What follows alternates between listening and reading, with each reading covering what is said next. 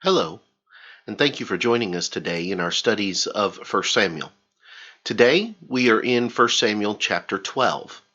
And as we come into chapter 12, Saul has now released the people of Jabesh from the siege of the Ammonites, and the people have coalesced behind him, and he is now going to be officially coronated as the king of Israel. He had been appointed as king previously, but even in chapter 11, he was still tending flocks and herds at the time. Now we're going to see the initial or the official coronation of Saul as the king of Israel.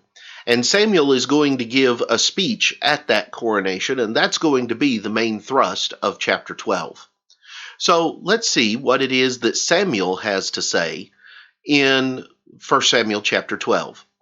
Beginning in verse 1, we read, "Now Samuel said to all Israel, 'Indeed, I have heeded your voice in all that you said to me, and have made a king over you. And now here is the king walking before you. And I am old and gray-headed. And look, my sons are with you. I have walked before you from my childhood to this day. Here I am. Witness against me before the Lord and before his anointed. Whose ox have I taken? Or whose donkey have I taken? Or whom have I cheated? Whom have I oppressed? Or from whose hand have I received any bribe with which to blind my eyes? I will restore it to you.' And they said, 'You have not cheated us or oppressed us, nor have you taken anything from any man's hand.' Then he said to them, 'The Lord is witness against you, and his anointed is witness this day, that you have not found anything in my hand.' And they answered, 'He is witness.' Then Samuel said to the people, 'It is the Lord who raised up Moses and Aaron, and who brought your fathers up from the land of Egypt.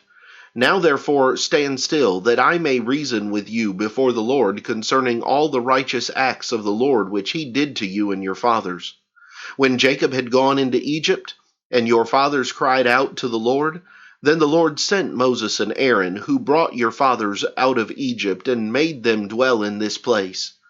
And when they forgot the Lord their God, he sold them into the hand of Sisera, commander of the army of Hazor, into the hand of the Philistines, and into the hand of the king of Moab.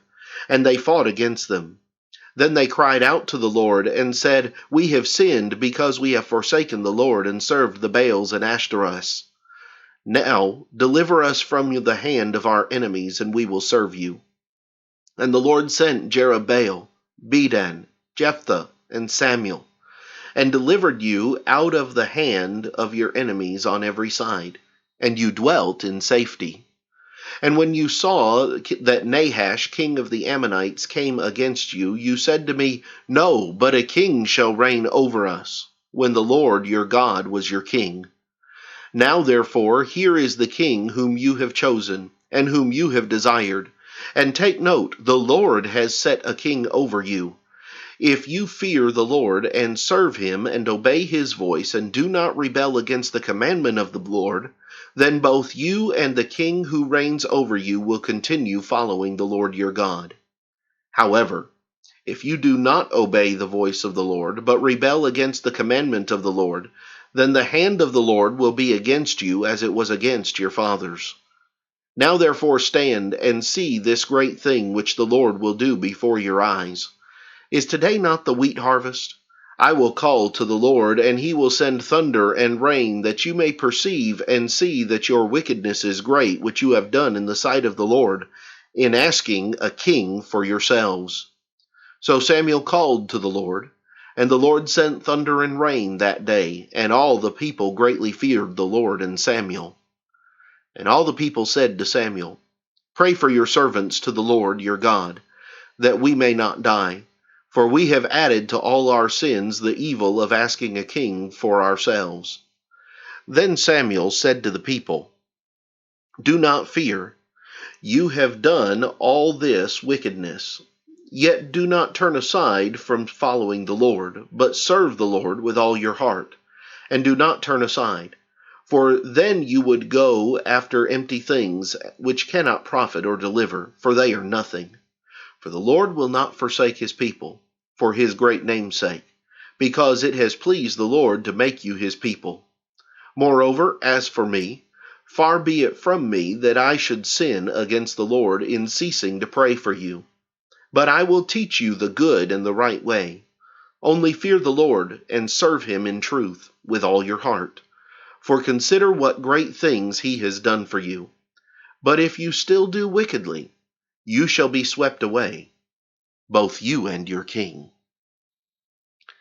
Here, Samuel is going to officially authorize Saul to be the king, but he's also going to force the people to acknowledge that their call for a king has gone against the way that God intended for the nation to operate, because he was their king. Tomorrow, Lord willing, we will come back and we will examine some lessons from this particular chapter and some things that we need to see in Samuel's message to the people. But until then, have a great day.